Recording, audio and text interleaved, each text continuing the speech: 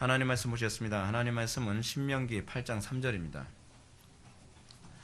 하나님 말씀은 신명기 8장 3절 말씀, 구약성경 274페이지입니다. 구약성경 274페이지 신명기 8장 3절 말씀 찾으셨으면 우리 다같이 한 목소리 한번 읽어볼까요? 시작. 너를 낮추시며 너를 줄이게 하시며 또 너도 알지 못하며 내 조상들도 알지 못하던 만나를 내게 먹이신 것은 사람이 떡으로만 사는 것이 아니요 여호와의 입에서 나오는 모든 말씀으로 사는 줄을 내가 알게 하려 하심이니라. 아멘. 이 시간은 우리 기독교 강요 3권 20장 오늘 44절만 보도록 하겠습니다. 네 번째 간구 부분을 살펴보도록 하겠습니다. 원래는 44절부터 47절까지 다 보려고 했는데 굉장히 분량이 많다 보니까 이 부분을 좀 더 자세하게 하나씩 좀 다뤄야 되겠다라고 하는 필요성을 느껴서 우리가 오늘 시간 네 번째 간구만을 오늘 시간 살펴보는 시간을 갖도록 하겠습니다. 우리가 기도에 관한 그 개념을 정말 많이 바꿔야만 합니다. 오늘날 상당수의 이 개혁교회 안에서 성경을 많이 가르치는데 사람들한테 기도에 관한 강조를 하지 않는다는 것은 상당히 유감스럽지 않을 수가 없습니다. 왜냐하면 기도라고 하는 것은 무엇을 의미하냐면 소원을 성취한다는 의미가 있지 않습니다. 여러분, 우리 기독교에서 추구하는 기도에 관한 이해와 이방 종교에서 추구하는 기도에 대한 이해는 근본적으로 다릅니다. 근데 우리는 자꾸 예수를 믿고 있음에도 불구하고 기도라고 하는 이 용도를 불신자들이 생각하는 그런 관점에서 기도를 이해하려는 경향이 상당히 많이 있습니다. 그러다 보니까 우리는 예수를 믿고 있음에도 불구하고 이전과 다른 라이프 스타일을 자꾸 추구합니다. 제가 지난 주일 때도 여러분한테 이런 말씀 드렸습니다. 우리 교회 와서 신앙생활을 하게 되면은 여러분들이 새 포도주만을 추구하지 말고 뭐를부터 바꿀 생각을 해야 된다고요? 예, 부대부터, 새로운 부대부터 여러분 추구할 생각을 해요. 근데 그 새로운 부대 중 하나 뭐냐면요, 여러분, 기도입니다. 그러니까 여러분들이 항상 기도의 용도라고 하는 이 부대를 어떤 용도로 사용했었냐면, 예전에는 여러분들의 육신의 욕망이나 여러분들의 필요를 하나님께 간구하는 차원에서 이 부대를 사용했죠. 이게 여러분들이 생각하는 이 기도라는 부대입니다. 근데 여러분들이 예수를 믿고 난 다음에 그 부대, 겉으로 보기에는 비슷한 부대인데 사실은 부대가 완전히 달라야 돼요. 어떤 용도로 우리가 사용되어져야 되죠? 하나님의 나라와 의라고 하는 용도로 사용되기 위해 우리가 이 기도라고 하는 부대를 사용하는 겁니다. 수단이죠, 수단. 근데 이 기도라고 하는 이 부대를 이 용도 변경을 하지 않은 상태에서 자꾸 새 수를 담게 되면 충돌이 일어나요, 충돌이. 그러니까 여러분들 왜 한국교회 안에서 자꾸 트레스티아스나 알파 같은 그런 것들이 자꾸 유행하고 그리고 관상기도 같은 것들이 자꾸 쉽게 유행하냐 하면 부대가 안 바뀐 상태에서 새 수를 집어넣으니까 이게 뭐가 안 맞는 거예요. 부대가 안 바뀐 상태에서 새 수를 집어넣으니까 자꾸 어떤 현상이 나타나죠? 자꾸요? 부대가 터지는 현상이 나타나는 거예요. 마치 몸에 안 맞는 것 같은 거죠. 기도에 관한 예수님이 가르치신 주기도문을 가지고서 기도를 배우는데 이게 안 맞는 거예요. 자꾸. 해도 안 된다고 생각을 하는 거죠. 근데 뭐가 잘 맞냐면 관상기도 같은 걸 받아들이면 마치 이 몸에 맞춘 양복처럼 딱딱 맞는 거예요. 왜 그럴까요? 본성이 바뀌질 않아서 그래요. 궁극적으로 기도를 해야 되는 목적 자체가 바뀌질 않아서 그런 거예요. 여러분, 기도를 하는 궁극적 목적은 무엇인지 아십니까? 우리는 기도를 왜 시작해야 되는지 아십니까? 나의 무능함에 대한 인식에서 출발하고요. 이게 기도를 할 수밖에 없게 만드는 중요한 원인입니다. 그 기도를 안 한다고 하는 것은 나는 하나님을 의지할 마음이 없고 나는 여전히 전능하다는 생각을 갖고 있는 거예요. 이번에 우리가 내년 1월달 첫째 주 수요일부터 이제 우리가 마르크스주의를 이제 공부하게 되겠죠. 근데 그 마르크스주의 이거는 우리가 인터넷에 이제 올리진 않을 텐데, 이 마르크스주의 같은 경우에는 마르크스주의를 우리가 공부할 때 우리가 첫 번째로 공부해야 되는 게 뭐냐면 칸트 철학과 헤겔 철학을 잠깐 다루게 돼요. 첫째 날은 주로 이제 그걸 공부하게 될 겁니다. 칸트 철학과 헤겔 철학을 다룰 수밖에 없는 것이 뭐냐면 마르크스 철학이 칸트와 헤겔에게 영향을 받았기 때문에 그래요. 더 많이 영향을 받은 건 주로 헤겔에게 영향을 받았죠. 근데 칸트나 헤겔이 가지고 있는 그러니까 자아상, 그러니까 소위 자라고 하는 존재, 그렇지 않으면은 정신이라고 하는 이런 개념은 무엇이냐면 신이라는 개념으로 좀 가지고 있어요. 그래서 그 사람들은 특히 해겔이 뭐라고 얘기하냐면 이렇게 얘기를 합니다. 십계명에서 나 이외에 다른 신을 내게 있게 하지 말지니라라고 하는 이 히브리인들이 가지고 있는 율법적 개념은 그대로 우리에게 적용된다. 우리는 나 이외에 다른 어떤 신도 가져서는 안 된다. 그래서 마르크스는 뭐라고 얘기하냐면 우리는 철저한 무신론자다라고 얘기를 해요. 근데 그 철저한 무신론이라는 개념은 무슨 얘기냐면 신을 인정하지 않는다는 얘기가 아니라 내가 곧 신이기 때문에 다른 신을 옆에 둬서는 안 된다는 개념이에요. 굉장히 심각한 개념이죠. 여러분, 그런 사람들이 과연 기도를 하겠습니까? 내가 신이라고 생각하는데 기도를 하겠어요? 안 하겠죠. 우리는 은연중에 마르크스적인 사고가 굉장히 많이 있어요. 우리는 해결적 사고가 굉장히 많이 있단 말이에요. 우리는 내가 신이라고 생각하는 이 개념이 없어지기 전에는 우리는 결코 기도하려 들지 않습니다. 왜냐하면 내가 노력하면 다 되는데요. 내가 애쓰면 다 되는데요. 내가 신인데 내가 누구에게 기도를 하겠어요? 우리는 물론 아무도 그렇게 인정하지 않아요. 저는 절대로 제가 신이라는 걸 인정한 적이 없어요. 여러분 그렇겠죠. 그렇지만 여러분들은 은연중에 뉴에이지라든지 가톨릭적 사고방식이라든지 그렇지 않으면 자기 신격화하는 여러 가지 심리학적 요법에 여러분들은 굉장히 공감이 잘 되고 그것에 마음이 끌릴 겁니다. 왜 그런지 여러분들 잘 모를 거예요. 그 이유는 뭐냐면 그 모든 가르침들이 은연중에 내가 신이라는 것을 은연중에 자꾸 어떻게 해요? 이렇게 자꾸 복돋아주고 중요해요. 그러니까 그것에 굉장히 기분이 좋은 거예요.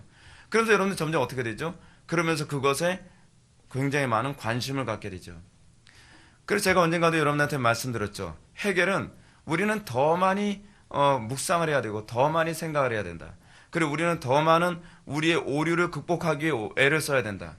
그것을 통해서 우리는 나중에 신의 경지에 오르게 되는 것이다는 것이죠. 소위 해겔이 얘기하는 정반합이라고 하는 이 변증법적 개념은 어디서 나온 개념이냐면 우리 안에 두 가지에 대한 인식이 있다는 거예요. 자아인식이. 그 두 가지에 대한 자아인식이란 무엇이냐면 내가 인간이라는 것과 내가 신이라고 하는 자아인식이에요. 내가 신이라는 인식과 내가 인간이라는 이 자아인식이 계속적으로 변증법적인 충돌을 일으키는 가운데 우리는 궁극적으로 어디를 향해 달려간다는 거예요? 내가 신이라는 것을 점점 더 명확히 알아가는 상태까지 가게 된다는 거예요. 여러분, 그게 소위 우리가 어렸을 때부터 배워오고 있는 지식에 대한 저변의 밑바탕에 깔려있는 개념이에요.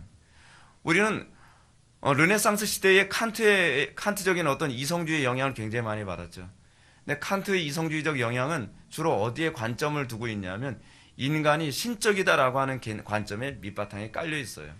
근데 우리는 그것에 굉장히 익숙해져 있고 그것이 익숙해져 있기 때문에 우리는 열심히 배우면 소위 이성주의자들이 추구하는 게 뭐예요? 열심히 배우면 우리는 그만큼 오류에서 벗어난다라고 생각을 하죠.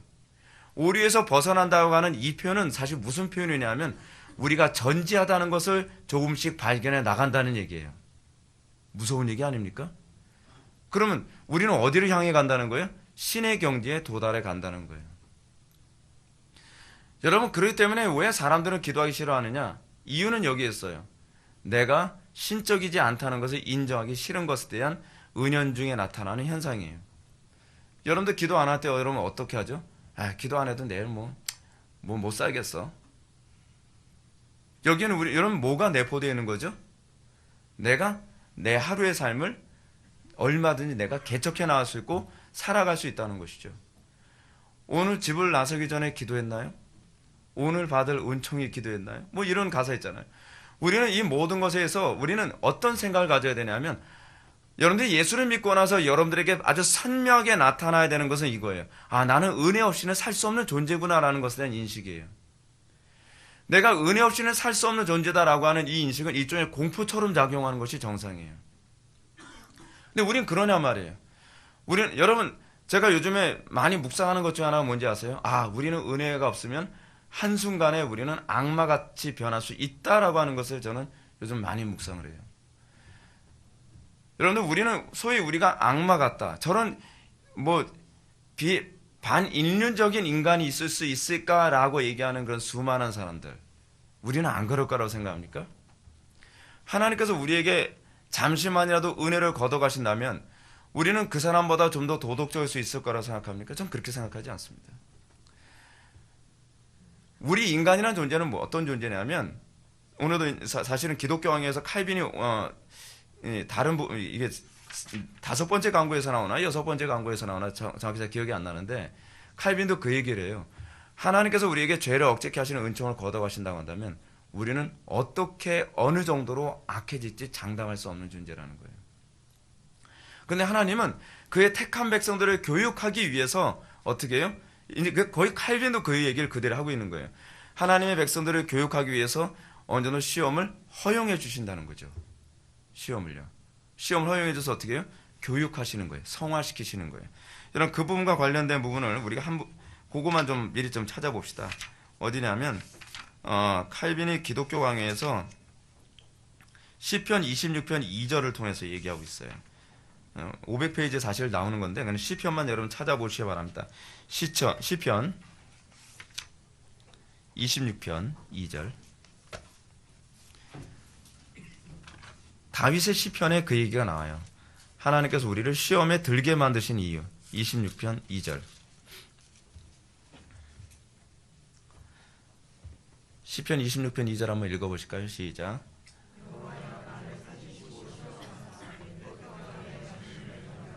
아멘. 여기서 시험한다는 얘기가 템프테이션일까요? 아니면 테스트일까요? 테스트겠죠? 일종의 트레이닝이에요. 트레이닝. 그죠? 트레이닝을 위한 테스트예요. 하나님께서 나를 살피시고 하나님께서 여러분들을 살피시죠. 구석구석 살피시죠. 그렇죠? 구석구석 살피시는데 여러분들이 어떤 존재인지 여러분들 스스로 자각하고 각성하고 하나님 앞에 더 겸손하게 낮아지게 하기 위해서 하나님은 어떻게 하세요? 시험하시죠. 근데 그 시험하시는 것이 무엇이냐면 단편적인 예를 든다면 우리아의 아내 밧세바를 범하게 하는 그런 사건도 거기다 포함되는 거예요. 넓은 차원에서 하나님께서 죄를 허용하시는 거죠. 우리는 이거를 아주 전문 용어로 뭐라 그러죠? 허용 작정이라고 얘기하죠. 이 작정이라는 것이 우리한테 굉장한 위로가 되는 거예요. 하나님께서 허용하셨는데 어떤 결과를 도출해낼 줄 다 알고 계시죠. 그리고 하나님께서 작정하셨죠. 그래서 이 죄를 허용한다고 해서 얘가 죽는다고 하나님은 생각하진 않아요. 죽을 정도까지 허용을 안 해주시는 거예요. 그게 하나님의 허용 작정이거든요. 얼마나 위로가 됩니까? 예를 들어서 제가 우리 자녀들한테 어느 정도 죄를 허용해 준다고 칩시다. 죄를 허용해 주는데 저는 하나님이 아니기 때문에 얘한테 이 정도 죄를, 이 정도의 어려움을, 이 정도의 쓰러짐을 허용해 줘도 얘가 살아나올지 죽을지 우리는 알 수 있어요, 없어요? 없죠. 우리는 대단한 모험을 하는 거예요. 근데 하나님은 모험 안 하세요. 하나님께서는 여러분들이 죽을 것 같을 정도로 죄를 허용해서 완전히 나자빠져도 하나님은 절대로 모험을 안 하시는 분이시라는 것을 믿으시기 바랍니다. 거기에 우리의 위로가 돼요. 하나님께서는 우리가 이 상태를 거쳐서 어떤 상태가 될 거라는 걸 하나님은 정확히 알고 있어요. 하나님은 그 그림을 향해서 우리에게 죄를 때로는 허용해 주시고 그 과정을 통해 우리를 성화시켜 나가시는 것이죠. 그래서 우리는 넘어지는 가운데, 환난 가운데서도 우리는 기뻐할 수 있죠. 우리가 죄 가운데 넘어지는 가운데서도 우리는 하나님께 감사할 수 있고 기뻐할 수 있죠. 왜냐하면 그 하나님이 우리를 사랑하셔서 허용하셨다고 믿으니까요. 그리고 그 과정을 통해서 우리가 얼마나 악한 존재이고 우리가 얼마나 교만한 존재이며 우리가 얼마나 무능한 존재인지를 하나님께서 우리를 자꾸 드러내시죠. 그래서 우리로 하여금 더 하나님만 의지할 수밖에 없는 믿음의 사람들로 만들어가고 있는 거예요. 그러니까 여러분들이 항상 범사에 하나님께 감사하면서 위로를 받을 수 있는 부분은 그것입니다. 여러분들이 나에게는 하나님께서 왜 이렇게 어려운 환경을 허락하셨지? 왜 하나님께서 나한테 도저히 헤어나올 수 없는 이런 웅덩이 같은 곳에 나를 몰아붙이셨지? 왜 나를 이런 직장에, 왜 나를 이런 가정에, 왜 나를 이런 상황에 하나님께서 몰아넣으셨지? 하나님께서 나를 죽이려고 작정하셨나? 걱정하지 마십시오. 절대로 걱정하지 마십시오. That's no problem입니다. 아무런 문제 없습니다. 하나님은요, 우리에게 어느 정도까지만 허용해 주시고, 그리고 우리가 넘어질 때쯤 되면 어떻게 하신다고요? 피할 길을 열어주시는 분이십니다. 그래서 사도 바울이 그런 표현을 사용하고 있는 거예요. 하나님께서는 우리를 너무나 사랑하시기 때문에 우리에게 이런 어떤 어려움과 환난 가운데 주지만 그 시험 가운데서도 완전히 넘어질 때쯤 되면 하나님께서는 피할 길을 열어주시고 우리를 정말 선한 목자처럼 우리를 양육하셔서 우리가 절대로 망할 정도까지 가게는 하지 않으신다는 사실입니다. 그래서 우리는 범사에 감사할 수 있습니다. 그래서 우리는 범사에 안심할 수 있습니다. 우리는 하나님의 완전한 보호 가운데 있고 하나님의 완전한 관리 가운데 있기 때문에 우리는 결코 낙심하지 않을 수가 있는 것입니다. 근데 그것이 믿음이죠. 그것이 믿음이에요. 하나님께서 이 과정을 통해서 우리를 거룩하게 연단해 가시는 것입니다. 자, 그런데 다시 기도에 관한 얘기로 돌아갑시다. 자, 문제는 우리가 기도를 왜 하느냐? 우리는 기도를 하는 목적이 이전과 달라요. 우리는 기도하는 목적이 뭐냐면 첫 번째로 내가 무능하다는 것을 인정하는 것이고, 두 번째는 기도의 목적이 내 소원을 때문에 기도하는 것이 아니라 하나님의 뜻을 위해서 기도한다는 거예요. 이것이 주기도문의 우리는 주기도문을 크게 두 가지로 나눌 수 있다 그랬죠. 첫 번째 세 개의 청원과 뒤에 세 개의 청원. 우리가 지난 시간에 무리에 가면서 세 개의 청원 얘기하다 보니까 거의 진도를 다 못 나갔는데, 첫 번째 세 개의 청원은 다 무엇과 관련된 거라 했죠? 하나님과 관계된 청원이라 했죠. 무슨 얘기죠? 우리가 예수를 믿고 난 다음에, 우리가 구원받고 난 이후에 우리의 기도의 관심은 이제는 하나님이라는 거예요. 우리가 소위 그 은사주의자들을 보면서 우리가 참 답답한 것이 뭐냐면, 그들은 예수를 믿고 나. 제가 요번에 페이스북을 보는데 어떤 여자 목사님 설교하는 거 들으면서 막 화까지는 안 났어요. 근데 약간 짜증이 좀 났어요. 그분이 설교하시면서 이런 얘기를 하는 거예요. 정말 입에 기가 다 몰린 듯한 그런 모습을 가지고 막 얘기하는데, 입이 막 오토매트로 움직이는데요. 굉장히 막 말 잘해요. 근데 이런 얘기예요. 여러분 여기서 우리가 예수를 믿으면서 이 땅에서 잘 살아야 됩니다. 믿습니까? 아멘 하세요. 아멘. 잘 살아야죠. 이 땅에서 잘 살아야죠. 이 땅에서 잘 못 살면서 천국에 갈 수 있다고 저는 믿지 않아요. 이 땅에서 잘 살고 천국에서 잘 살고 아멘? 야무지게 아멘? 막 그러면서 막 그러면서 막 요구를 하는 거예요. 막 그러면서 뭐라고 얘기하냐면, 이 땅에서 못 사는 사람이 천국에 갈 수 있을 거라 난 믿질 않아요. 여러분, 이 땅에서 잘 살아야 돼요. 그게 믿음이에요. 그런 거예요. 근데 그분만 보는데 갑자기 턱이 떡 떨어지는 거예요. 저렇게 설교하는 사람들이 아멘 하는 거예요. 아멘 하는데 막 너무나 열정적으로 아멘 하는 거예요. 근데 그것도 만족스럽지 않지, 야무지게 아멘 하는 거예요. 여러분, 잘못 알아도 한참 잘못하는 거죠. 제가 그걸 보면서 무슨 생각인지 아십니까? 그럼 예수님 천국 못 가셨겠다. 사도 바울도 천국 못 갔겠다. 베드로도 천국 못 갔겠다. 천국은 누가 있을까? 그죠? 거기다 아멘을 하면 안 되죠. 기도하는 목적은 더 이상 우리가 잘 살기 위해서 기도하는 게 아니에요. 기도하는 목적은 어디 있어요? 하나님의 뜻을 이루어드리기 위해서요. 하나님의 뜻. 여러분, 우리가 예수를 믿고 난 다음에 우리에게 나타나는 중요한 소망에 대한 열정이 생겼어요. 그게 뭔지 아세요? 하나님의 나라예요. 하나님의 나라. 정말 하나님의 뜻이 이 땅에 이루어지지 않는 것 때문에 막 미칠 것 같은 존재가 되는 것. 그것이 우리가 예수 믿고 나서 우리 속에 생긴 새로운 소망이에요. 근데 이것에 대한 소망이 없이 여전히 세상 나라에 대한 관심밖에 없다? 이거 심각한 거 아닙니까? 오늘날 기독교가 왜 이렇게 욕을 먹고 있는지 아세요? 수준이 달라지질 않았기 때문에 그래요. 수준이 달라지지 않았기 때문에. 여러분, 오늘 본문 말씀 한번 보실까요? 신명기 8장 3절 말씀. 하나님께서 이스라엘 백성들을 광야에서 끄집어내고 난 다음에 높이시지 않으셨대요. 또 배불리게 하지 않으셨대요. 뭐라고 하시죠? 너를 줄이시며, 너를 낮추시며, 너를 줄이게 하시며, 또 너도 알지 못하며 내 조상들도 알지 못하던 만나를 내게 먹이신 것은. 여러분, 이게 무슨 얘기죠? 왜 줄이시고 왜 낮추셨다 그래요? 만나 외에는 먹지 못하게 하려고요.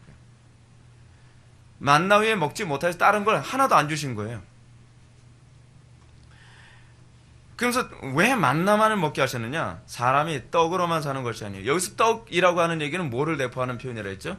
애굽의 음식을 내포하는 표현이라 했죠? 사람이 애굽의 음식으로만 사는 것이 아니라 하나님의 입에서 나오는 모든 말씀, 하늘의 양식으로 살아가는 거라는 걸 알게 하기 위해서라는 거예요. 하나님께서 왜 여러분들 부자 되게 해달라는데 왜 안 해주시죠? 왜 하나님께서 여러분들 성공하게 하다는데 왜 성공 안 하게 해주시죠? 왜 하나님께서 여러분들 행복하게 살게 해달라는데 왜 행복하게 안 해주시죠? 여러분들 행복하면 하나님이 배 아파하십니까? 하나님이 여러분들 부유하게 살고 건강하게 살고 여러분들 뜻대로 잘 되면 하나님이 배가 아프하시는 하나님이십니까? 아니죠. 예레미야서에서 얘기하고 있잖아요. 하나님께서 우리를 인생이 근심하게 하는 것이 하나님 뜻이 아니라고 틀림없이 말씀하고 계세요. 왜 그렇게 하시죠? 그 이유가 있죠. 그렇게 하지 않으면 하나님의 입에서 나오는 말씀으로만 사는 것이라는 것을 우리가 알 수 없기 때문에 그래요. 하나님께서 우리에게 고난을 주시는 이유가 뭐냐면 이건 공부거든요. 이 고난과 주림과 그 궁핍, 이 헐벗음의 이 과정을 통해서 예전에 여러분들 어떻게 우리는 길들여졌죠? 우린 애굽의 양식 없으면 죽는 사람인 것처럼 우린 길들여졌죠. 그렇잖아요? 여러분들 한번 우리 식으로 한번 생각해 봅시다. 여러분들 어렸을 때부터 여러분 어떻게 교육받았죠? 돈 없으면 죽는 거를 우린 교육받으면서 살았죠. 우리는 성공 못하면 우리는 죽는 거라고 교육받았죠. 우리는 좋은 대학 못 가면 우리는 죽는 거라고 교육받으면서 자랐죠. 우리는 어렸을 때부터 어떻게 자랐냐면 철저하게 애굽인으로 우리는 양육되면서 커가고 있어요. 얼마나 무서운 일인지 아십니까? 여러분 제가 요번에 책을 지금 잠깐 짬날 때마다 이거 뭐 다른 책 읽어야 될 게 많아져서 그 책 이제 잠깐 짬날 때마다 조금씩 읽어 나가는데 제가 책을 읽으면서 알게 된 게 제가 콜럼버스에 관한 얘기 제가 이런 데다 해드렸죠. 지구가 평평하다고 중세시대 사람들은 다 지구가 평평하다고 믿었고 콜럼버스가 지구가 둥글다라고 하는 이 가설을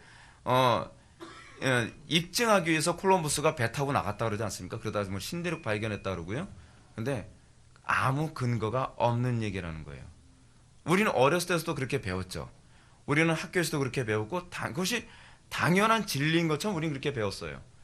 근데 역사적 문서를 보게 되면 어거스틴 때서부터 중세시대 때까지 지구가 둥글다는 걸 의심한 사람은 아무도 없었다는 거예요. 의외 아닙니까? 저는 어렸을 때 아직까지 기억나요. 저 어렸을 때 봤던 만화 중에 콜럼버스가 뭐 배 타고 나간다니까 야, 너 배 타고 가다 보면 나중에는 별 안에서 떨어져 죽어. 지구는 평평하거든. 그러니까 절대로 그렇게 할 생각하면 안 돼. 우린 그런 식으로 우리는 교육받았던 기억이 있거든요. 그거 당연하다고 생각을 했어요. 근데 그렇게 교과서에도 그런 얘기가 실리고 그렇게 교육을 한 이유가 무엇이냐면 기독교가 미신적인 종교라는 것을 사람들에게 심어주기 위해서 그렇게 사실을 다 엄폐했다는 거예요. 끔찍한 일 아닙니까? 실제로 그래서 우리는 어렸을 때서부터 어떻게 인식을 하게 됐냐면 기독교는 좀 미신적인 게 있어. 기독교는 과학하고는 좀 거리감이 있어. 우리는 그렇게 자랐어요. 우리는요. 근데 그러면서 우리는 컸죠. 근데 우리는 이런 식의 교육이 얼마나 우리들로 하여금 애굽인으로 양육되어지는데 익숙한지 몰라요. 저는 여러분들에게 오늘 설교를 하면서도 이런 생각을 해요. 기도를 이론적으로만 아는 것과 실제로 실천하는 건 큰 차이가 있다는 것을 저는 여러분한테 많이 얘기해 드리고 싶어요. 왜냐하면 저는요, 우리의 눈으로 보는 것과 실제로 아는 것의 차이가 얼마나 큰지를 굉장히 많이 알게 되거든요. 단편적인 예를 들어서요. 제가 이번에 읽었던 책 중에서 이런 얘기가 나옵니다. 여러분, 그 풍력발전기 아시죠? 풍력발전기가 굉장히 큽니다. 풍력발전기 그 날개 하나가 얼마짜리인지 아세요? 한 3억 대요. 날개 하나만. 그 우리나라에 있는 그 풍력발전기 제가 알기로는 스위스인가 거기서 수입해 온 거라고 하는데 날개 한 짝에 3억. 그래서 세 개면 몇 개예요? 9억. 거기다 몸통, 발전기 그 부분까지 다 하게 되면 한 10억은 넘겠죠. 그죠? 엄청나게 비싼 거예요, 여러분, 그게. 근데 문제는 뭐냐면 제가 전에 모하비 사막을 이제 그 관광버스 타고 쫙 그 샌프란시스코까지 쭉 가는데 모하비 사막을 가는데 횡단하는 데만 8시간 걸려요. 굉장히 멀어요. 한두 끝도 없이 가요. 근데 창밖을 보면 계속 뭐가 보이냐면 이 풍력발전기가 계속 돌아요. 풍력발전기가. 얼마나 많은지 몰라요. 풍력발전기가. 모하비 사막에 바람이 굉장히 많이 불거든요. 그래서 풍력발전기를 아마 많이 설치했던 것 같아요. 근데 그린피스라고 하는 소위 자연운동가들이 미국에다가 자꾸 뭘 호소했냐 하면 원자력 발전소라든지 그렇지 않으면은 그 석탄, 석유를 떼는 것으로 인해서 지구 온난화가 심해지니까 자연을 보호하기 위해서 절대로 그런 거 하지 말아야 된다. 풍력 발전기를 사용해야 된다라고 그 사람들이 호소를 해가지고 풍력 발전기를 국민 세금을 가지고서 그 엄청나게 많은 풍력 발전기를 설치했어요. 얼마나 비싼지 여러분 아시죠? 그렇게 많은 풍력 발전기를 설치했어요. 중국 가도 풍력 발전기 엄청나게 많습니다. 굉장히 많아요. 근데 문제는 뭐냐 하면 풍력 발전기가 우리가 생각하는 것만큼 전기적 효율성이 별로 없다는 것이 첫 번째 문제고요. 두 번째 문제가 뭐냐 하면 여러분 이게 인간의 지혜의 한계예요. 이제 풍력 발전기에 돌아가게 되면은 더 이상 자연에 해를 안 끼칠 것 같죠. 그러고 나서 어떤 문제가 발생하냐면 풍력 발전기가 수천 개가 돌아가는데 풍력 발전기에 맞아서 죽은 새들이 뭐 수만 마리예요. 특히 이 맹금류들, 그러니까 독수리, 매, 뭐 이런 새들이 풍력 발전기에 그 날개에 맞아서 뭐 수만 마리가 죽어간다는 거예요, 막. 그래서 같은 그린피스 일원 중에 또 한 사람들이 이거 가지고 소송을 걸었어요. 그 풍력 발전기 설치해야 된다고 한다고는 그 자연 운동가들을 향해서 또 소송을 건 거예요. 왜냐하면 당신네들 때문에 많은 새들이 죽어간다는 거예요. 근데 여러분 우리가 풍력 발전기 봐서는 이해가 안 되잖아요. 매나 독수리의 시력이 얼마나 좋은지 여러분 아시죠? 근데 그 빠르고 시력 좋은 새들이 왜 풍력 발전기에 많아요? 여러분들 봤을 땐 우리도 안 맞을 것 같지 않습니까? 천천히 도는 것 같잖아요. 이렇게 도는 것 같거든요. 근데 그게 바로 우리가 보는 것과 실제 과학의 차이가 거기 있다는 거예요. 우리가 봤을 때 천천히 도는 것 같은 풍력 발전기가요, 어느 정도 속도로 도는지 아세요? 풍속의 6배 속도로 돌아간대요. 그러니까 이거는 바람개비건 풍력 발전기건 똑같아요. 바람이 불면 바람의 속도의 6배 속도로 돌아간대요. 근데 이건 날개가 워낙 기니까 천천히 도는 것처럼 보인다는 것이죠. 그래서 새나 매, 뭐 그런 독수리 같은 뭐 비둘기도 거기에 다 포함되겠죠. 날아가다가 날개가 눈앞에 나타났다가 사라지고 나타났다 사라지는 것처럼 보인대요. 근데 천천히 도는 것 같이 보였다가 날아가면서 거기에 맞아서 죽는다는 거예요. 그래서 맹금류들이 이게 씨가 마르게 생겼다는 거예요. 그래서 지금 그거 풍력 발전기 없애야 된다라고 데모하고 난리도 아니라는 거예요. 여러분 우리가 생각하는 거 계산은 너무 다르지 않습니까? 여러분 또 우리는 또 예를 들어서 그러면 수력 발전기 해야 되겠죠. 수력 발전기 돌리면 어떤 문제가 발생하죠? 연어가 고향을 못 찾아가요. 길이 막혔거든요. 그래서 또 자연보호 운동가들이 또 수력 발전소도 사용하면 안 된대요. 그럼 뭘 사용해야 될까요? 남은 건 뭐죠? 그러면 풍력 발전 안 되죠. 수력 발전 안 되죠. 그래서 태양열을 하기로 했어요. 태양열을 사용하는데 태양열을 여러분 원자력 발전소에서 1년치 만들 수 있는 연료를 만들어내려면 태양열 지별판을 얼마나 설치해야 되냐면 워싱턴 DC 그 시 있잖아요. 시의 2배 정도 넓이만큼 태양열 지별판을 딱 설치해야 된다는 거예요. 이건 얼마나 황당한 얘기입니까? 그렇죠? 근데 워싱턴 시의 2배 정도의 태양열 지별판을 설치해야 되는데 더 심각한 문제가 있어요. 2, 3일에 한 번씩 닦아줘야 돼요. 2, 3일에 한 번씩 닦아주지 않으면 이게 효과가 없어지는 거예요. 먼지가 쌓이고 그러니까요. 무슨 재간이에요? 그게 한두 개예요? 수천 개 될 텐데. 그러니까 이게 여러분 우리는 생각했을 때 그럼 태양열 지별판 하면 돼. 그 문제도 이게 단순한 문제가 아닌 것이죠. 여러분 기도도 여러분 어떤지 아세요? 기도도 이론적으로 이런 거와 실천하는 거하고는 차이가 실제로 커요. 제가 여러분한테 끊임없이 하나님의 말씀을 배우는 것으로만 그치지 말라고 하는 이유가 거기 있어요. 하나님 말씀은 어떻죠? 하나님 말씀을 들을 때는 꿀송이처럼 달죠. 꿀송이처럼요.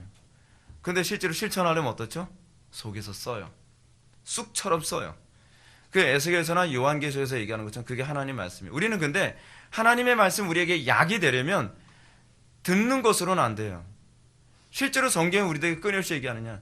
끊임없이 뭐라고 얘기하느냐? 하나님의 말씀을 듣기만 하고 행치 않은 자는 마치 모래 위에 지은 집과 같다는 거예요. 하나님의 말씀이 선포될 때는 항상 목적이 어디에 있냐면 행하는 데 있어요. 행하지 않으면 여러분 하나님의 말씀이 진리라고 하는 것은요 다 피상적인 얘기예요. 여러분들 얼마나 우리는 풍력 발전기 그런 거 피상적으로 봤을 때는 다 좋은 것 같죠. 우리는 풍력 발전기에 돌아야 되면 그 터빈을 통해서 얼마나 많은 전기가 나올지 우리는 계산도 할 줄 모르고 그게 얼마나 위험할지 우리는 전혀 모르죠. 근데 실제적인 것과 그냥 눈으로 보고 생각하는 것 차이가 실제로 이렇게 큰데 과학적인 것도요. 하다못해 우리가 하나님의 말씀을 오죽하였어요?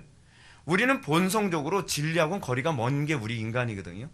근데 하나님의 말씀을 여러 번 듣기만 하고 행하지 않으면서 하나님 말씀 좋다 좋다 아무 쓸모가 없어요. 하나님의 말씀이 들음에서 믿음이 난다고 해서 우리는 듣기만 하면 믿음이 난다고 생각하지 마십시오. 하나님의 말씀은 항상 전제가 뭐냐면 듣고 실천함으로써 회개함으로써 믿음이 생겨진다는 전제로 얘기하는 거예요. 근데 이런 것을 염두에 두지 않고 뭐 기도에 관한 가르침 이론적으로 많이 알았죠. 많이 배웠죠.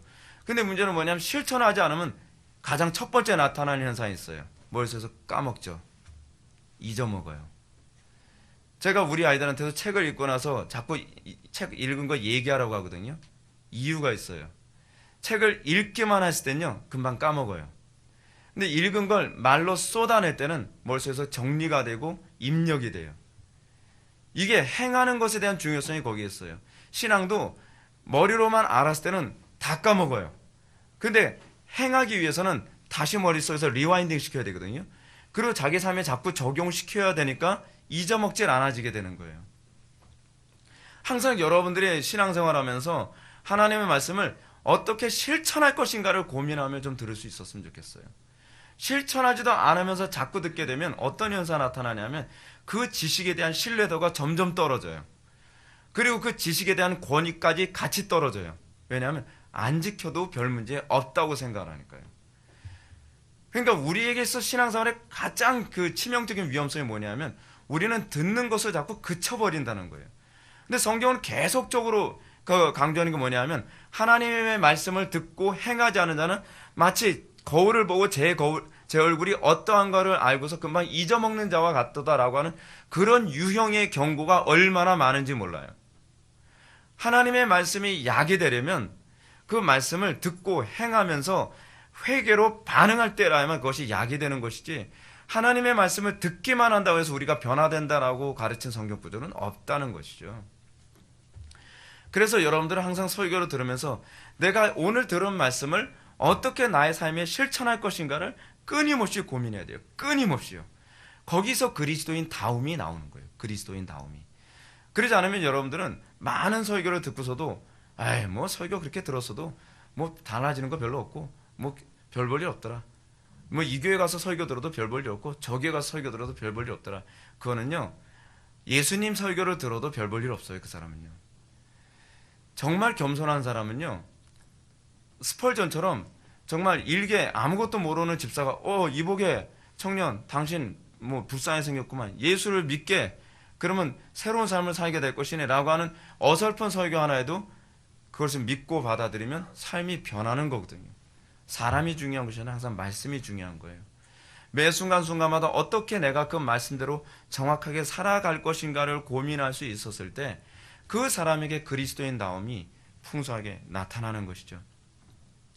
오늘 본문에서 우리가 이 주기도문과 관련해서 우리가 이해해야 될 게 그겁니다. 어떻게 우리가 하나님의 영광을 위해서 기도할 것인가. 그래서 우리가 지난 시간에 세 번째 간구가 뭐였죠? 우리 한번 490페이지로 한번 넘어갑시다. 490페이지에 세 번째 간구가 나옵니다. 세 번째 간구는 뜻이 하늘에서 이루어진 것 같이 땅에서도 이루어지이다.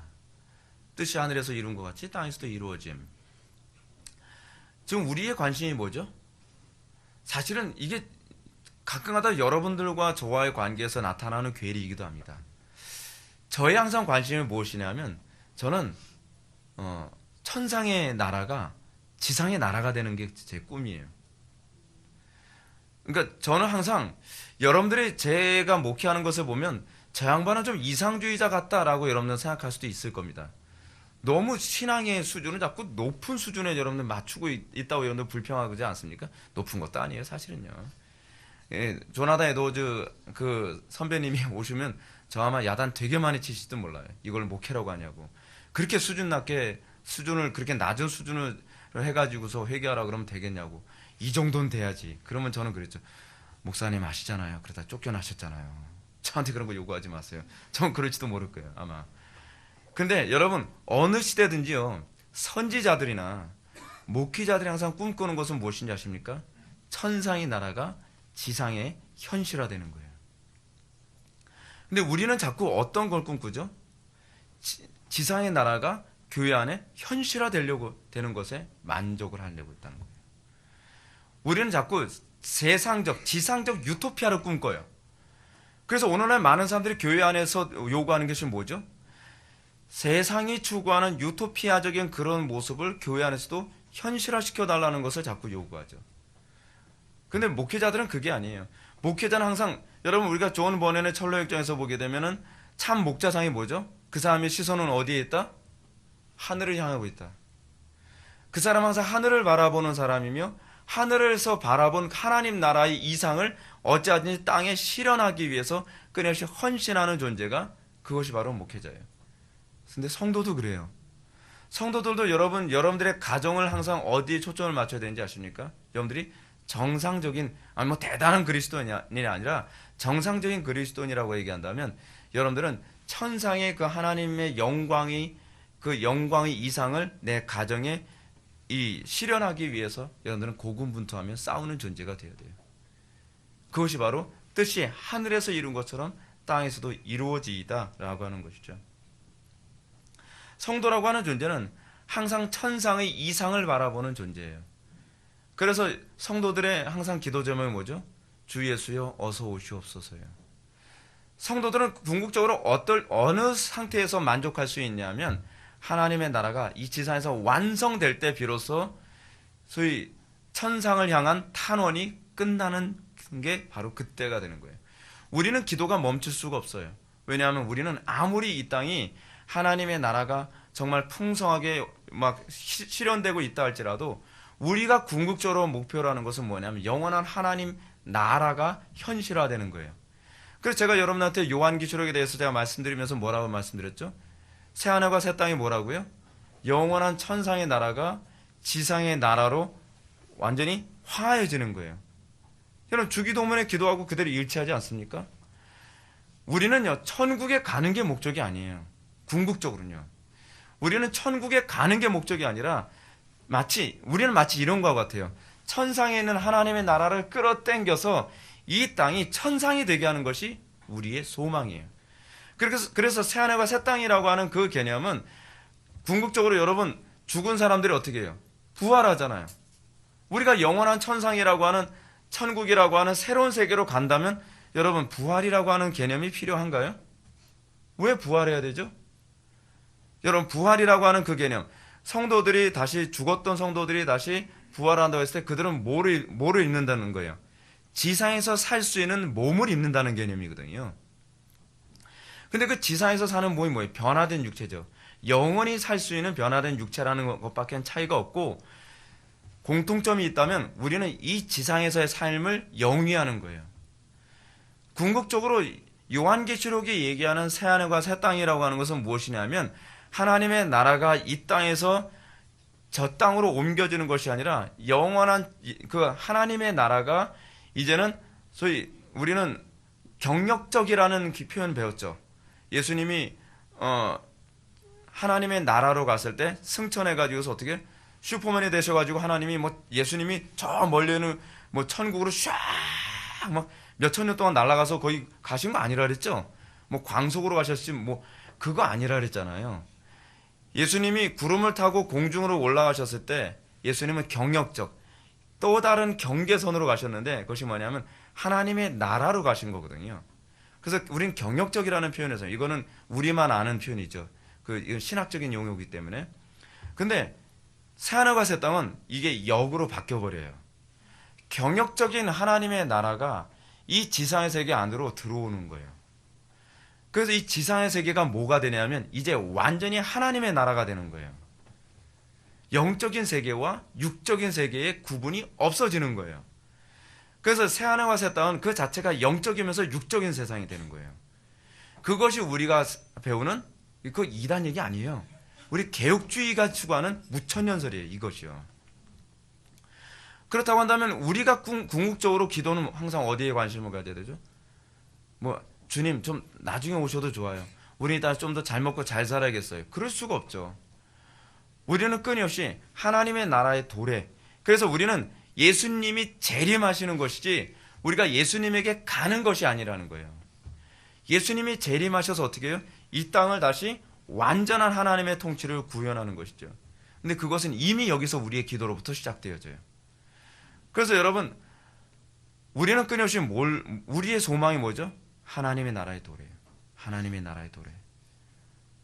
여러분들이 영원한 천국에 여러분들의 관심을 가지고 있다면, 여러분들이 영원한 천성에 여러분들 소망을 가지고 있다면, 여러분들이 그 소망이 두 가지 양태로 나타나요. 하나는 뭐냐면, 이 땅에서 이 세상은 더 이상 내 고향이 아니라 영원한 본향이 나의 본향이므로 우리는 이 땅에서 빨리 떠나 영원한 나라에 가길 소망하죠. 그렇죠? 그것이 우리에게서 나타나는 소위 존 버넷의 철로역정에서 얘기하는 순례자의 삶이에요. 그래서 우리는 순례자라고 얘기하잖아요. 순례자. 이 땅에 미련을 두지 않는. 근데 이 땅에 미련을 두지 않는다고 해서 우리는 이 땅을 더 이상 무관심한 존재가 아니죠. 우리는 첫 번째로는 영원한 본향이신 천국에 가는 것이고, 두 번째는 뭐냐면 영원한 본향이 이 땅에 현실화되어지길 바라는 거예요. 그래서 가나안 전쟁의 개념이 나오는 거예요. 가나안 전쟁에서 궁극적으로 그들의 목표로 하는 바가 뭐죠? 가나안 땅이 완전히 하나님의 통치가 구현되어지는 것. 우리가 구원받은 하나님의 백성이라고 한다면 우리는 끊임없이 거기에 관심을 가지며 살아가게 돼 있어요. 그래서 우리가 세 번째 가는 건 무엇입니까? 뜻이 하늘에서 이룬 것처럼 땅에서도 이루어지는 것. 우리가 만약에 천국 가는 거에만 관심이 있다면 왜 하늘에 있는 하나님의 나라가 이 땅에 현실화되는 것에 뭐하러 관심을 가져야만 하죠? 우리가 수도원이나 기도원에 들어가서 맨날 죽을 날만 기다리면서 뭐 기도만 하고 성경만 읽고 그래야 되는 거 아닙니까? 우리는 수도원주의하고 우리는 달라요. 천주교와 우리하고 다른 게 바로 거기 있어요. 우리는요, 이원론주의자가 아니거든요. 우리는 어떻게 보면 이원론적인 것 같은데, 이게 기독교가 묘한 게 그거예요. 이원론으로 설명이 안 돼요.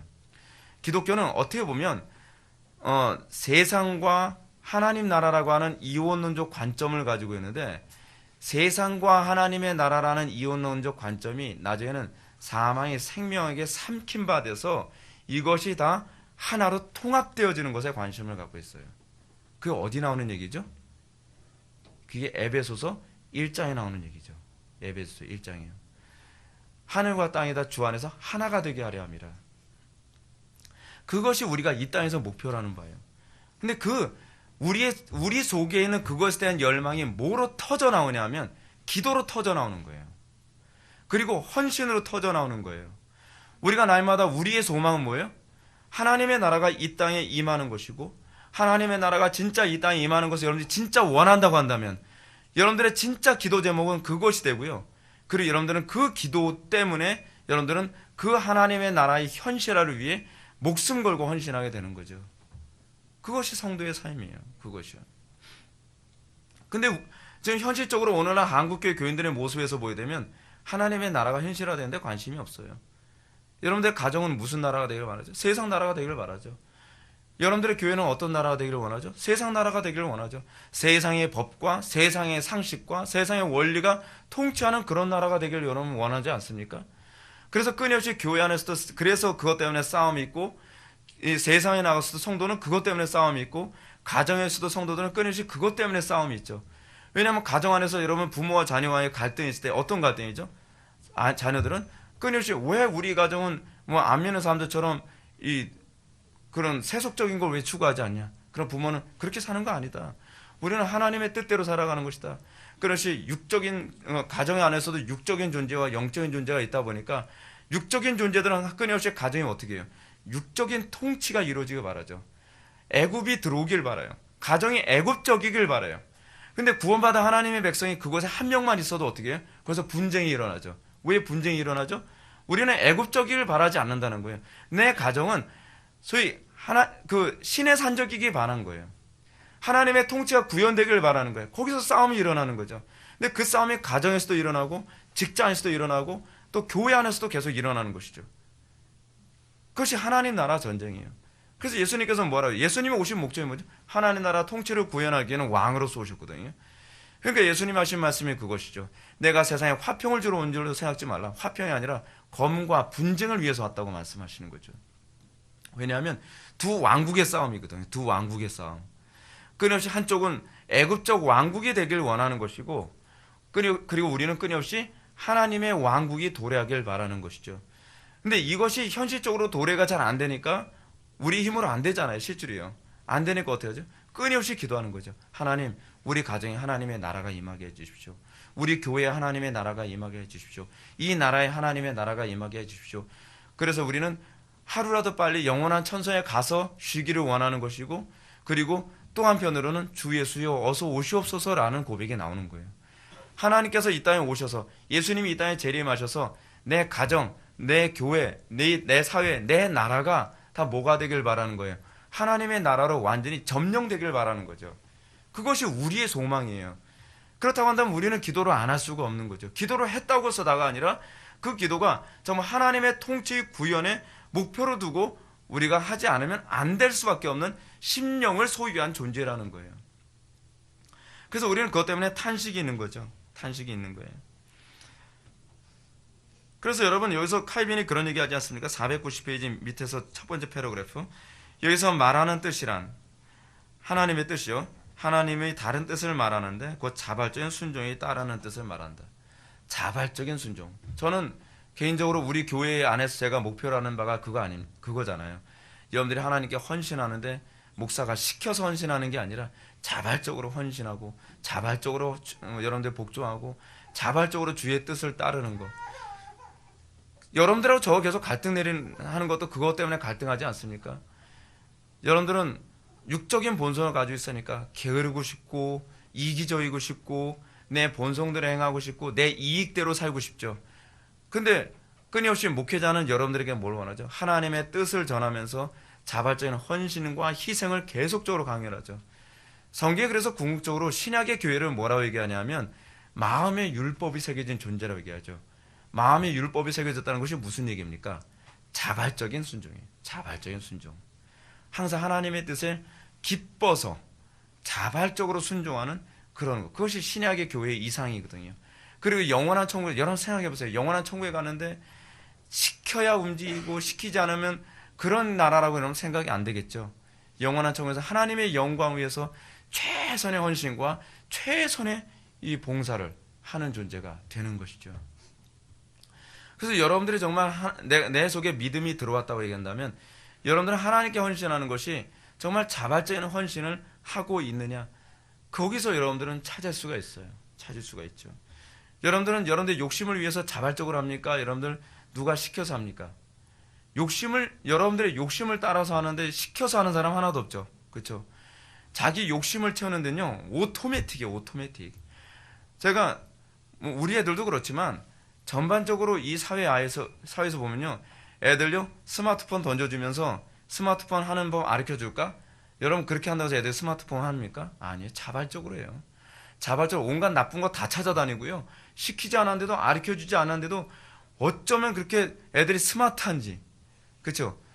이 스마트폰 사용할 때는 굉장히 스마트한데 스마트폰 사용은 아주 애들이 안 스마트해져요. 그죠? 근데 진짜 안 스마트한 애들조차도요, 스마트폰 사용할 때는 굉장히 스마트하게 머리가 잘 돌아가요. 왜 그렇죠? 이게 인간의 본성이에요. 자기 욕심과 자기의 타락한 본성을 위해 사용할 때는 자발적이죠. 근데 하나님의 영광 위해서는요, 그렇게 스마트하던 머리가 그렇게 안 스마트할 수가 없어요. 그렇죠? 조금만 머리 굴려도 이렇게 하면 되는데, 그거 예를 들어서 단편의 예를 들어 봅시다. 예배당에 예를 들어 쓰레기가 좀 버려져 있어요. 쓰레기가 버려져 있으면 우리는 여러분들이 조금만 안 스마트해도 여러분들 머릿속에 어떻게 해야 여기가 깨끗할 수 있는지 여러분 아시죠? 제가 한번 객관식으로 제가 문제를 해볼게요. 1번 내가 줍는다. 2번 남을 시킨다. 3번 정죄한다. 여러분 어떻게 해야 여러분 이게 깨끗해질까요? 조금만 스마트하게 한번 생각해 보세요. 뭐죠? 내가 줍는다가 제일 빠르죠. 근데 우리는 1번을 거의 사용을 안 해요. 그렇죠? 우리는 주로 어떻게 하죠? 남을 시킨다. 그렇지 하면 정죄한다. 아니 이렇게 교회가 지저분한데 여기 예배당 청소당번 누구야? 그죠? 그때 머리가 굉장히 빨리 돌아가요. 그렇죠? 카페 청소당번은 누구야? 근데 우리는 내가 청소하고 내가 마대로 닦고 그 생각 안 한단 말이에요. 하나님이 뭘 기뻐하시는지 우리가 안다면 우리는 어떻게 하죠? 우리가 자발적으로 1번을 선택하겠죠. 그죠? 그거예요. 바로 그거예요. 예수를 믿는다는 것이 따는 게 아니에요. 예수를 믿는다는 것은요, 간단하게 해서 하나님의 뜻을 내가 어찌하든지 조금이라도 내가 만족시키고 성취해 나가는데 관심이 가는 거예요. 근데 문제가 뭐죠? 문제는 내가 능동적으로 쓰레기를 잘 안 줍게 되죠. 그래서 여러분들 집에 들어와서 또는 여러분들 기도할 때 다시 생각하는 거예요. 아, 주님, 내가 주워 써야 되는데 내가 누구를 정죄했고, 내가 주워 써야 되는데 자꾸 다른 사람 시키길 좋아했습니다. 그래서 뭐하죠? 하나님의 뜻이 나를 통해서 이루어지도록 기도하는 거죠. 그게 우리의 문제예요. 우리의 문제. 대부분 사실은 우리가 모든 하나님의 뜻이 이루어지지 않는 이유가 우리가 그 부분에 대한 사랑이 없어서지, 하나님에 대한 사랑이나 하나님을 기쁘시게 해드리고 이웃을 기쁘게 해드리려고 하는 그 사랑이 없어서지, 실제로는 우리가 그것에 대해서 무능해서가 사실 아니거든요. 그렇기 때문에 우리가 끊임없이 기도할 수밖에 없죠. 왜냐하면 나의 악한 본성을 깨뜨려야 되고, 내가 사랑 없음을 깨달아 하나님께 대한 사랑과 이웃에 대한 사랑으로 우리의 마음이 바뀌어져야 되는 것이거든요. 그렇기 때문에 여러분들이 정말 하나님을 사랑하고 이웃을 사랑하는 내면의 본성의 변화가 생겼다고 한다면 기도를 안 할 수가 없죠. 기도 안 하고선 견딜 수가 없죠. 왜냐하면 내가 정말 하나님을 사랑하는 마음이 생겼는데 사랑이 실천이 안 되는 거예요. 내가 사랑하는 마음은 생겼는데 사랑하고자 하는 이 힘이 부족한 거예요. 우리 죄를 범할 때는 어떻죠? 우리는 초능력을 발휘해요. 죄를 범할 때는요. 그렇죠? 얼마나 초능력 발휘하는지 여러분 아시죠?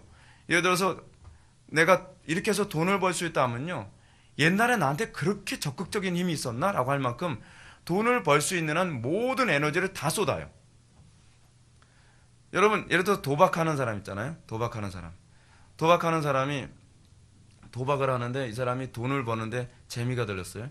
돈을 버는데 재미가 들렸는데 도박을 하면 안 되는데 해서 도박을 해가지고 집안을 다 말아먹고 난 다음에 어떻게 해요? 어떤 사람, 지독한 사람은요, 도끼로 자기 손목을 자르는 사람도 있었어요.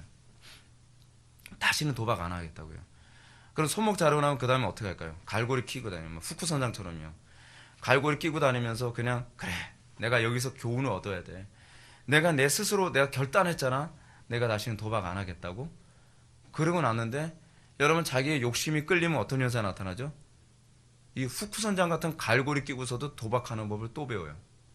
그러면서 그거 아주 타짜가 되는 거예요. 여러분들의 악한 본성이 그렇게 강하다는 거 알고 계십니까? 하나님의 영광을 위해서는 여러분 그렇게 초능력을 발휘한 적이 있나요? 하나님의 영광을 위해서 여러분 그렇게 지혜를 짜낸 적이 있나요? 내 욕심을 위해서는요, 내가 그렇게 머리 좋았나 할 만큼 타짜를 하면서도 그 수많은, 저는 사실 이거 외우지 못하는데 이게 도대체 몇 점인지 저는 계산도 못하는데 그거를 다 외워가지고 계산해 가면서 도박을 한단 말이에요. 학교 다닐 때 수학 맨날 50점 이하로 맞던 사람이. 놀라운 일이죠. 왜 그렇죠? 인간의 타락한 본성 때문에. 제가 부분적으로 깨닫는 게 하나 있었다니까요. 제가 군대 있을 때 제가 조교였다 그랬잖아요. 조교인데 맨날 시나리오 외우라고 고참들이 막 매를 드는데, 와, 정말 잔인하게 패요. 그러니까 죽을 거라는 걸 생각을 안 하고 패요. 걔들은 죽지 않을 정도로만 패는 것이 아니라 죽지 않는 건 우리의 운이에요. 소위 이제 운명론적으로 얘기한다면, 예, 우리가 재수가 좋은 거예요. 속된 말로 얘기하면요. 그 정도로 패요. 근데 그러다 보니까 우리가 시나리오를 외우는데 어떻게 외우냐면 초인적인 능력을 발휘하면서 시나리오를 외워요. 우리 동기들끼리 모여서 뭐라 하는지 아십니까? 우리가 이렇게 공부했으면 우린 서울대 갔을 거다.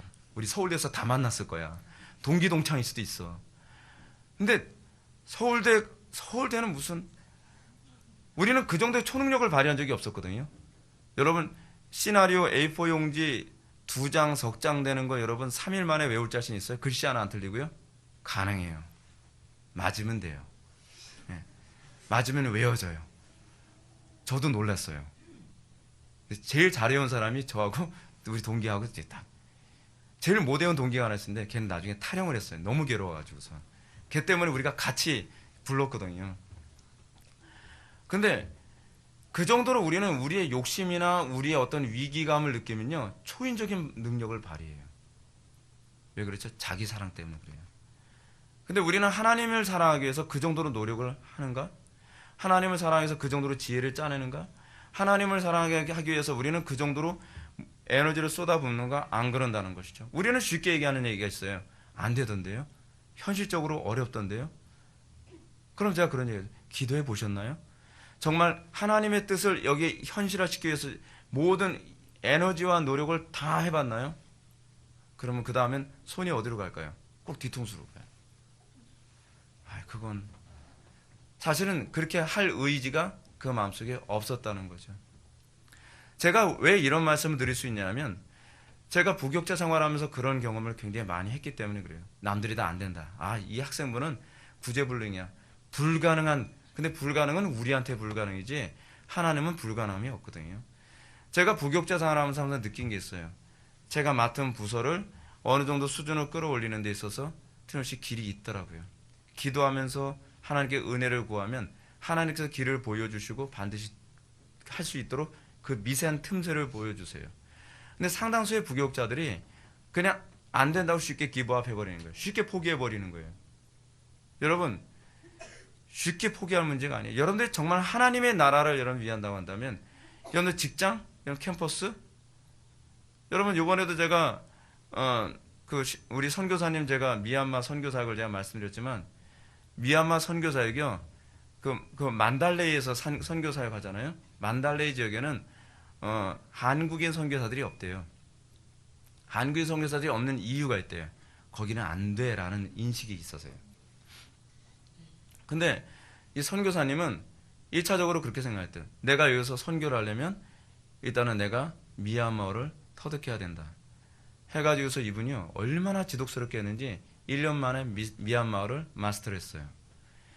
자나깨나 맨날 미얀마어 라디오 귀에다 꽂고 단어 외우고 그러면서 미얀마어를 마스터했다는 거예요. 그래서 그 미얀마 사람들은요. 다 현지인인 줄 알아요. 외모도 현지인인. 완전히 외모가 현지인이잖아요. 그죠? 그 외모도 현지인인데다가 미얀마어를 너무 잘하니까 현지인인 줄 알아요. 그래서 그분이 남들이 안 된다고 하는 만달라이 지역에 들어가가지고서 선교사역을 하는 거예요. 길을 찾으니까 되더라는 거예요. 문제는 마음이 없는 게 문제예요.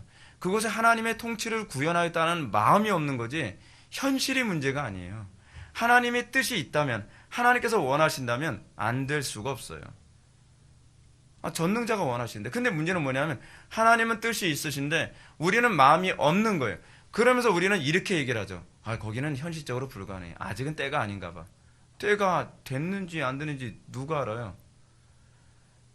여러분, 여러분들의 가정이나 여러분들의 캠퍼스나 여러분들의 직장, 여러분들이 정말 거기 하나님의 통치가 구현되는 게 진짜 여러분들이 원한다고 한다면 여러분들 어떻게 되는지 아세요?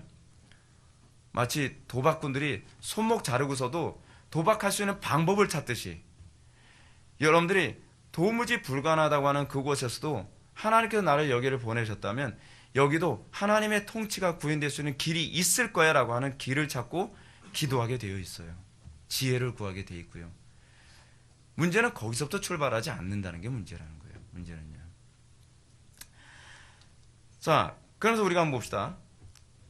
이 간구와 관계에서 491페이지 두 번째죠. 그리고 이 간구를 드릴 때에 우리는 우리의 육체 소욕들을 버린다. 그렇죠. 우리는 이 간구의 전제가 있어요. 육체 소욕을 버리는 거예요. 내 나라를 포기해야 되는 거거든요. 그렇죠. 문제는 우리가 이 기도를 안 하는 이유가 뭐냐면 내 나라를 포기하기 싫은 게 문제예요. 내 나라를 포기하고 그 나라에 하나님의 나라가 자리를 차지해야 되는 거거든요. 왜냐하면 자기의 감정을 거두어 그것을 하나님께 굴복시키지 않는 사람은 누구든지 할 수 있는 만큼 하나님의 뜻을 대적하는 사람이기 때문이다. 우리에게서 나오는 모든 것이 모두가 부패한 것밖에 없기 때문이다. 또한 이 간구로 말미암아 하나님께서 그의 결정을 따라서 우리를 다스리도록 우리 자신을 부인하는 모습이 우리에게 이루어진다. 우리가 하나님의 통치를 구한다고 한다면 하나님께서는 우리를 통해서 하나님의 뜻이 이루어지도록 우리를 움직이실 거예요. 우리 자신을 부인할 수 있게 하실 거예요. 우리 자신을 하여금 하나님의 뜻에 굴복할 수 있는 마음을 주실 거라는 거예요. 자, 그러면 이제 여러분들이 이런 질문을 하게 되죠. 그러면 우리가 기도를 안 하면 하나님의 나라는 안 이루어지는 것인가요? 이제 여기서 항상 우리는 딜레마에 빠져요. 하나님의 주권과 인간의 의지라고 하는. 그죠? 여러분들 기도 안 하면 여러분 하나님의 나라는 안 이루어질까요? 제가 한번 예를 들어볼게요. 우리가 기도를 안 했어요. 우리가 여러분들이 기도를 안 하든지 제가 기도를 안 하든지 안 했어요. 그래서 여기 하나님의 나라가 기도를 안 하면 여기 하나님의 나라가 안 이루어질까요? 이 대한민국에 하나님의 나라가 안 이루어질까요? 중요한 건요. 하나님께서는 모든 하나님의 뜻대로 모든 역사가 진행되게 하신다는 거예요. 우리가 기도를 하든 안 하든. 그러면 왜 기도를 해야 되죠? 근데 이런 게 있어요. 여러분들이 기도를 안 하면 하나님께서 항상 기도를 통해서 그 일을 이루기로 하셨거든요. 기도 없이 하나님의 나라는 임하질 않아요. 왜냐하면 하나님이 그렇게 작정하셨기 때문에. 대신에 여러분들이 기도를 안 하면 딴 사람이 기도할 거라는 거예요. 어떻게 할 거예요, 여러분? 하나님의 나라가 나를 통해서 이루어지는 게 더 영광이에요? 아니면 여러분들 나는 하나님의 나라가 나를 통해 이루어지지 않고 딴 사람을 통해서 이루어지는 게 더 영광이에요? 여러분들이 만약에 여러분들이 나는 남의 덕만 보고 싶은데요? 그 사람 회개하십시오. 그거는 영광이 아니라 이거는 부끄러운 겁니다. 마치 뭐하고 똑같냐면 이런 거 똑같아요. 우리나라가 35년 동안 일제치하에서 고통받다가 광복이 일어났죠. 광복이 일어나는데 맨날 친일파처럼 살고 맨날 뭐 남의 덕만 보듯이 그리고 한쪽에서 뭐 독립운동가들 독립운동하고 막 고통받고 고문당하고 그래도 난 몰라. 나는 피해 하나도 안 입으려고 그렇게 살다가 어느 날 광복이 터졌어요. 그럼 부끄럽지 않나요? 그런 모습이 될 거라는 거예요. 하나님의 나라가 도래했을 때 너 뭐 했니? 우리한테 질문하지 않겠어요? 하나님의 나라가 우리 통해서 이루어지는 것이 영광이지 다른 사람 통해서 덕을 보겠다? 이거는 정상적인 마인드를 가지고 있는 사람의 모습이 아니죠. 자꾸 사람들은 이런 식의 사고가 많아요. 뭐 좋은 교회 자꾸 찾아다니잖아요. 좋은 교회 사실 좋죠. 좋은 교회를 찾아다니. 근데 문제는 뭐냐면 좋은 교회를 원하지만 좋은 교회가 되게 만드는 데는 난 희생 안 하겠다는 거예요. 이게 우리나라 사람들에게 있어서 나타나는 보편적인 모습이에요. 제가 이번에 미얀마 가서도 학생들한테 복음을 전하면서 그런 얘기 했어요. 나는 너희들이 미얀마의 미래가 되길 바란다. 난 너희들 통해서 미얀마의 미래가 바뀌길 바란다. 우리는 왜 특정한 어떤 사람 통해서 덕을 보고 우리는 그곳으로 만족하려 들죠? 이게 바로 우리의 타락한 본성이에요. 여러분들 이런 의식부터 사실 깨져야 되거든요. 우리는 하나님의 나라가 도래하는데 내가 어떻게 하나님의 나라에 조금이라도 희생하고 헌신할까요? 라고 고민하는 것이 진짜 하나님의 나라를 사랑하는 모습 아닐까요? 여러분 우리는 말로는 그렇게 얘기할 수 있습니다. 한국교회 썩었어. 한국교회 개혁해야 돼. 이 소리는 뭐 누구나 다 해요. 입만 달렸으면 다 얘기하죠. 왜냐하면 한국교회 썩었다는 건 누구나 다 하니까. 근데 한국교회 썩었다는 말과 그 썩은 한국교회를 위해서 당신 어떻게 희생할래? 그럼 우리 이렇게 해야죠. 목사들이 해야죠. 그걸 신학자들이 해야죠. 당신은 전 평신도인데요. 아니 언제부터 평신도였어요? 그렇잖아요. 우리는 뭐 종교개혁하면서 뭐 만인제사장 얘기할 때는 뭐 목사나 뭐 평신도나 다 만인제사장인데 무슨 평신도가 어디 있고 뭐 그렇게 얘기하다가 하나님의 나라를 위해서 헌신할 때는 뭐라고 얘기하죠? 난 평신도인데. 그럼 목회자가 알아서 해야죠. 이중잣대죠. 이중잣대. 그거는 바람직하지 않죠. 하나님의 나라를 위해서 난 무엇을 헌신할 것인가? 무엇을 희생할 것인가? 내가 맡은 포지션은 무엇인가? 여러분들이 맡은 포지션 중에 어떤 사람은 기도가 포지션일 수 있어요. 빛도 없이 이름도 없이 정말 눈물 뿌리면서 밤새도록 철야하며 기도하는 그 포지션. 그건 아무도 알아주지 않죠. 근데 아무도 알아주지 않지만 누구는 알아주시죠? 하나님은 알아주시죠. 세례요한이 허무하게 세상을 떠났지만 아무도 누가 세례요한 뭐 한 게 뭐가 있어? 그렇게 요란하게 태어나가지고. 근데 예수님은 뭐라고 평가하죠? 여자가 낳은 자 중에 가장 큰 자라고 평가를 했죠. 이건 하나님의 평가예요. 우리는 그거로만 만족하면 되는 거죠. 여러분들 또 어떤 포지션이 있겠습니까? 여러분들이 할 수 있는 포지션을 찾아서 그것도 하나님 나라와 영광에 죽도록 충성해야 되는 거 아니겠습니까? 난 봉사하는데 여기는 별로 비전이 없는 것 같아요. 비전이 있고 없고는 여러분 그건 자기 생각이죠. 내가 주어진 그곳이 적든 크든 거기서 충성을 다하는 거예요. 거기서 하나님의 영광이 조금 나타나든 크게 나타나든 그거는 하나님이 결정하셔야 될 문제지 우리가 결정해야 될 문제가 아니거든요. 저는 개인적으로 제가 목회하면서도 그런 생각을 합니다. 제가 이 교회에서 목회를 하면서 얼마나 한국교회 유익을 줄까? 전 몰라요. 전 어쩌면 여기서 죽어라고 맨날 지지구볶고 목회하면서 뭐 몇 명 안 되는 사람 가지고 목회하다가 세상 떠날 수도 있어요. 근데 저는 그거 별로 중요하다고 생각하지 않아요. 왜냐하면 저는 애시당초부터 소리니까. 제가 드러나기 위해서 목회하는 것이 아니라 하나님의 영광만 드러나면 되는 거니까. 그게 사명이에요. 그게 사명. 얼마나 큰 영광을 드러내느냐는 그게 제 사명이 아니에요. 하나님께서 저한테 사명을 드러내라고 한 그 영광을 드러내라고 한 그 폭만큼 드러내면 내 사명은 끝나는 거거든요. 여러분들도 동일해요. 그것이 우리가 이 땅에 태어난 이유고 이 땅에서 여러분들이 사는 이유예요. 잘 먹고 잘 살기 위해서 태어난 거 아닙니다, 여러분. 애굽인들처럼 생각하지 마십시오. 여러분들 이걸 인정한다면 여러분들의 기도가 달라질 수밖에 없어요. 여러분들의 기도는 끊임없이 하나님의 뜻이 이루어지는 것에 관심을 갖게 되어 있는 거죠.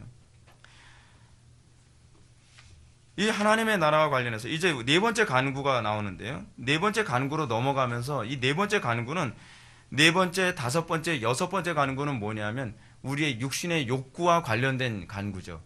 근데 육신의 욕구와 관련된 간구임에도 불구하고 칼빈은 뭐라고 얘기하냐면 이 모든 간구가 소위 첫 번째 세 개의 청원과 전혀 무관하지 않다는 거예요.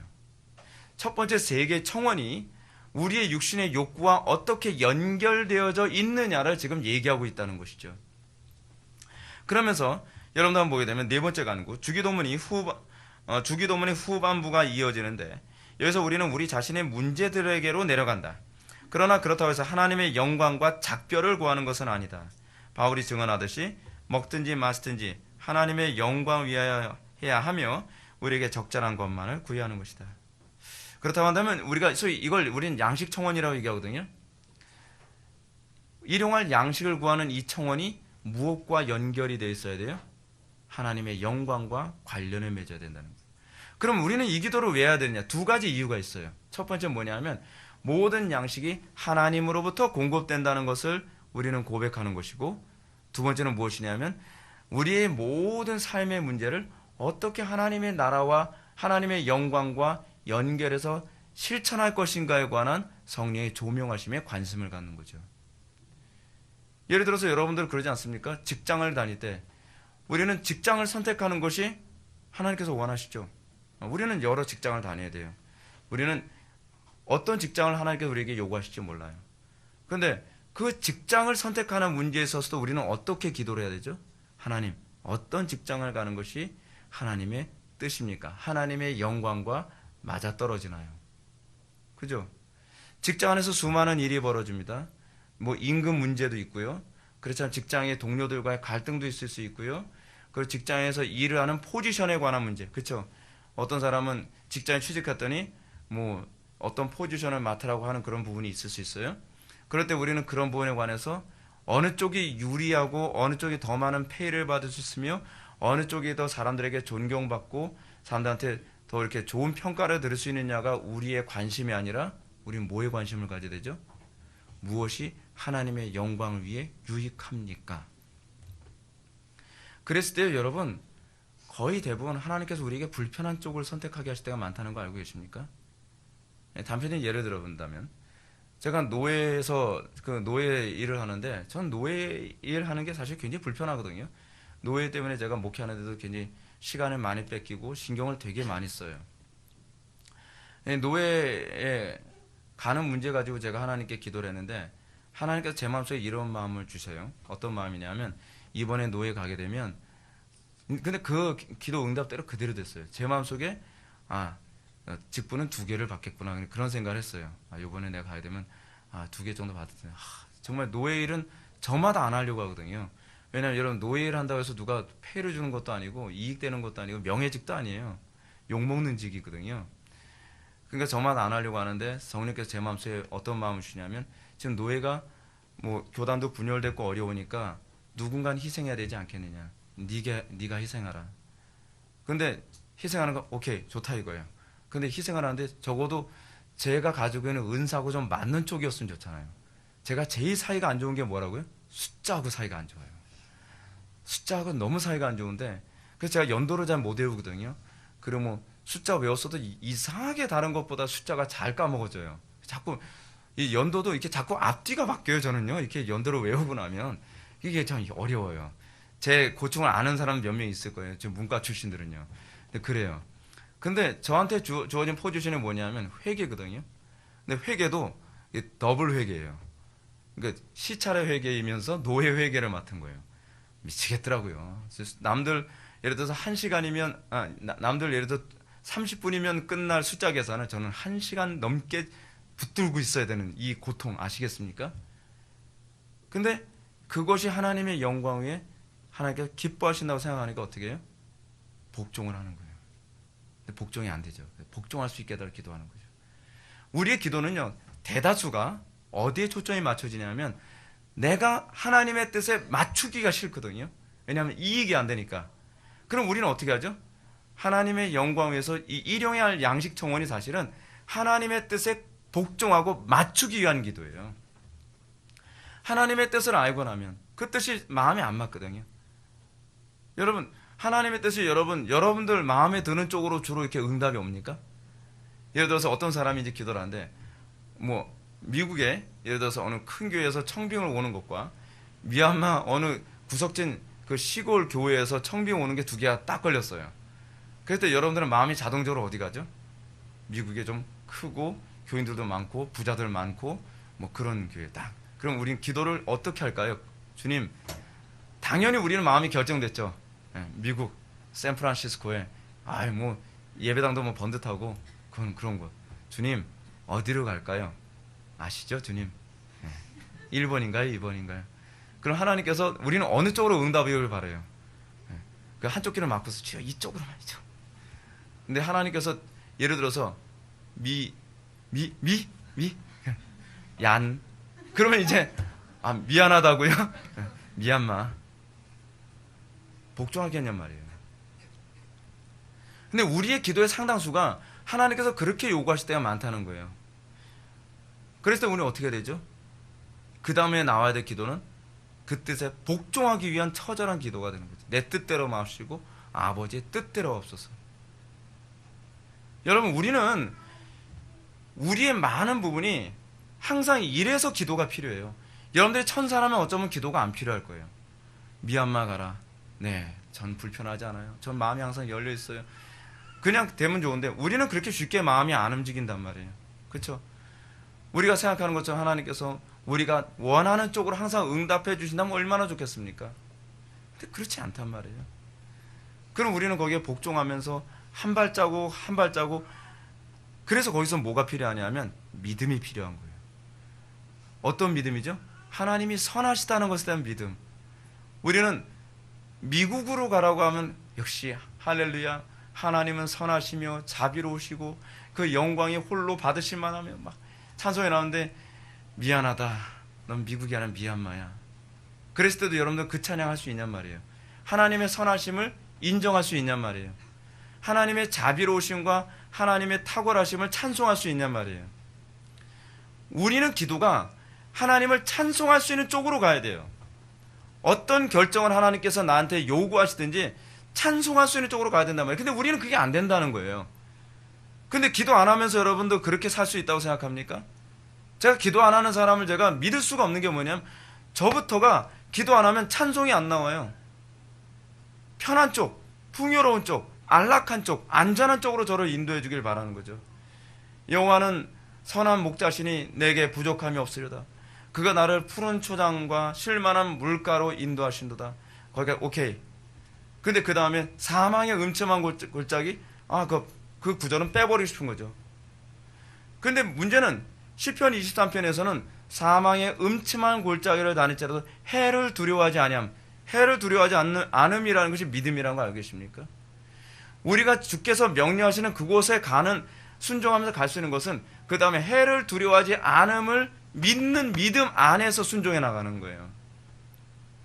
근데 그 믿음이 우리 자연인적 마음에서는 안 나온다는 것이죠.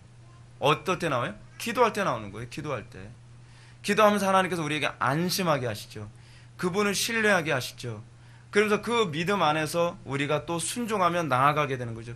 그리고 그런 사람들을 통해서 사실은 하나님의 나라가 확장되는 거죠. 그래서 일용할 양식 청원과 하나님의 나라 청원이 같이 가요. 왜냐하면 제가 여러분한테 말씀드렸던 것처럼 직장이라고 하는 것은 소명의 장소에서 우리에게 주어지는 것이라 했잖아요. 신약의 개념에서 봤을 때 직장은요, 돈벌이 개념이 아니에요.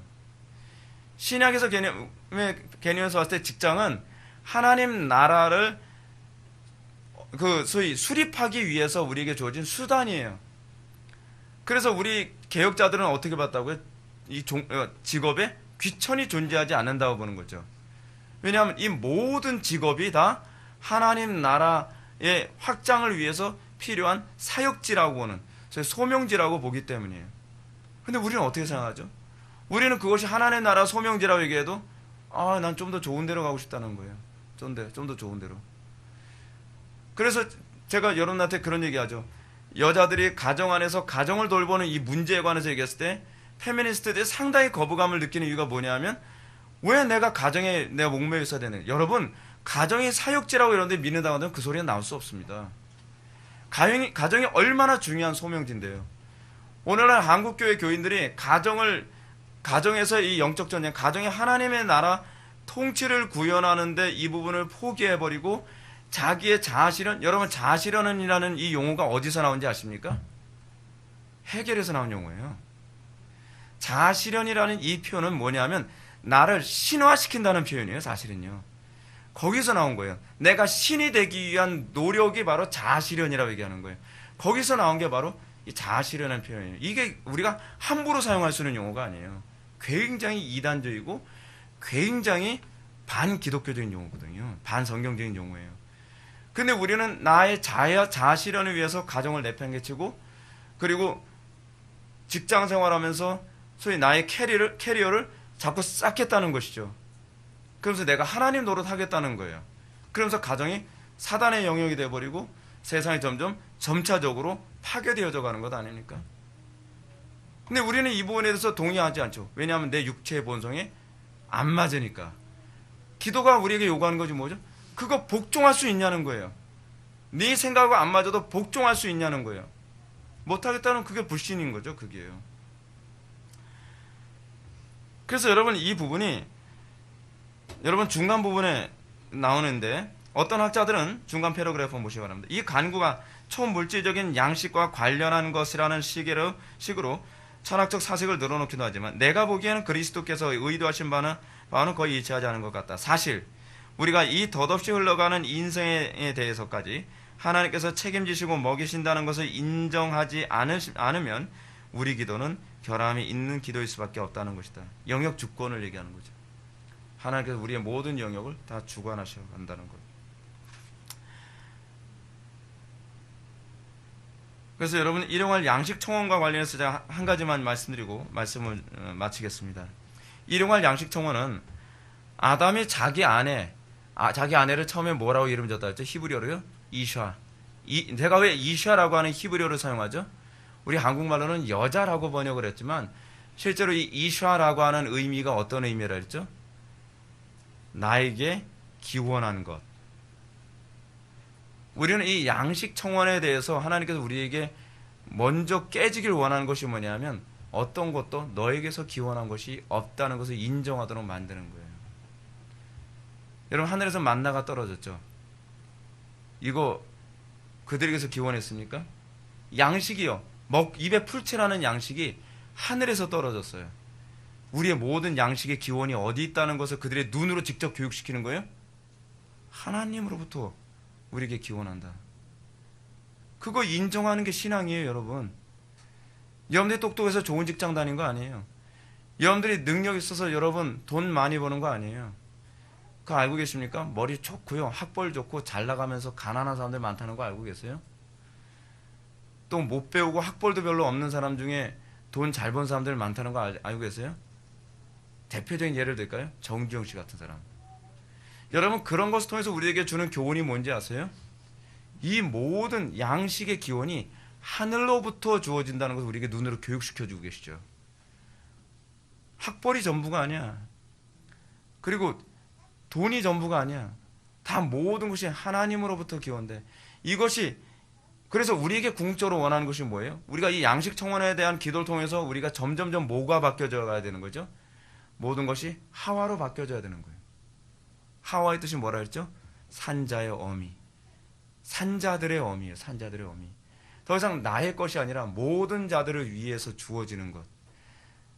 전에는 이 모든 것이 이샤, 나의 것만, 요거는 나를 위해서, 요 영역만은 나만을 위해서 사용하라고 하나님께서 주어진가로 생각을 했는데, 이제 우리가 하나님을 알고 나서 하나님과 관계가 깊어지면서 우리는 뭘 깨닫게 되죠?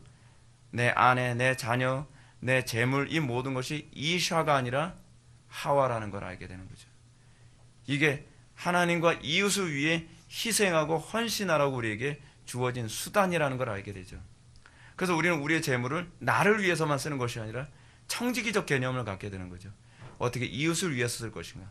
내가 가지고 있는 권력도 나를 위해서 쓰는 것이 아니라 어떻게 이웃을 위해서 쓸 것인가.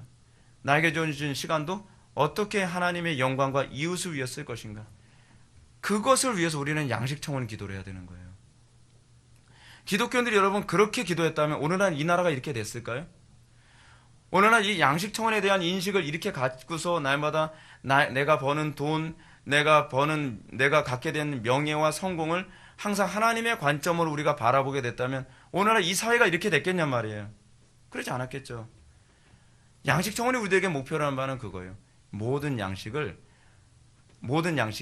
첫 번째는 하나님으로부터 공급됐으며 두 번째는 그 양식을 어떻게 하나님의 영광 위해서 쓸 것인가를 고민하라는 청원이죠. 여러분 이 거룩한 고민을 하며 기도할 수 있었으면 좋겠습니다. 여러분들이 번 돈 가지고 주님 어떻게 하나님 영광을 쓸까요? 하나님 제가 요번에 대학 총장이 됐습니다.